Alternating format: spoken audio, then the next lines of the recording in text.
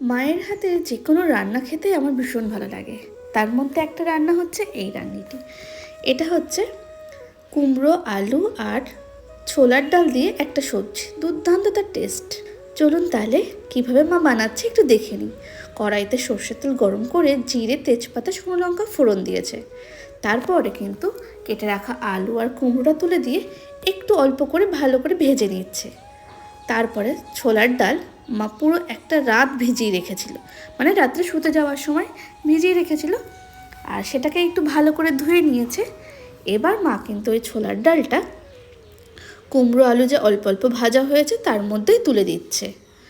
আপনারা কিন্তু ছোলার ডালের জায়গায় মটর ডালও ব্যবহার করতে পারেন। এটা আমার কথা না, এটা মায়ের কথা। তো সমস্ত ডালটা মা এবার তুলে দিল জল ছড়িয়ে, দিয়ে আবারও ভালো করে নাড়াতে লাগলো যাতে ডাল আর ওই সবজিগুলো একসাথে মিশে যায়।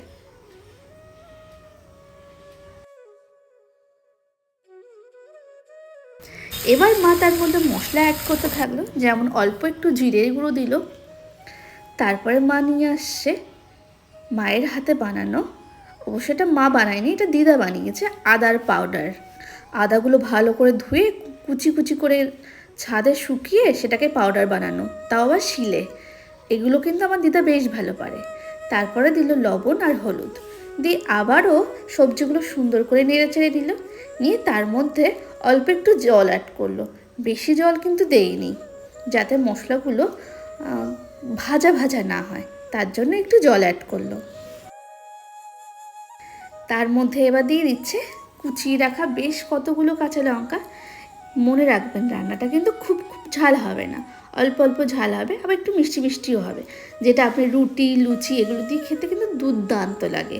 এবার কিন্তু মা বেশ অনেকটা জল দিয়ে দিল, দিয়ে ভালো করে নাড়িয়ে চাড়িয়ে মা কিন্তু বেশ কিছুক্ষণের জন্য এটা ঢাকা দিয়ে রাখলো।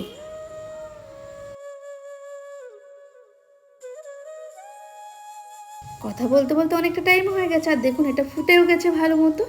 ঢাকনা খুলে দেখতেই মা কিন্তু হাত দিয়ে দেখিয়ে দিল ডালটা কিন্তু বেশ ভালো সেদ্ধ হয়েছে, গোটা গোটাও থাকবে আবার সেদ্ধও হবে।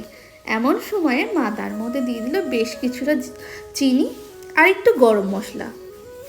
আর আমি যেহেতু ঘিটা পছন্দ করি না, তাই আমি আসার আগেই অল্প একটু ঘিও দিয়ে দিয়েছিল। সেটা আমি বেশ গন্ধটা শুকে কিন্তু বুঝতে পারছি। ব্যাস, তারপরে বেশ কিছুক্ষণ ফুটিয়ে নামিয়ে নিল।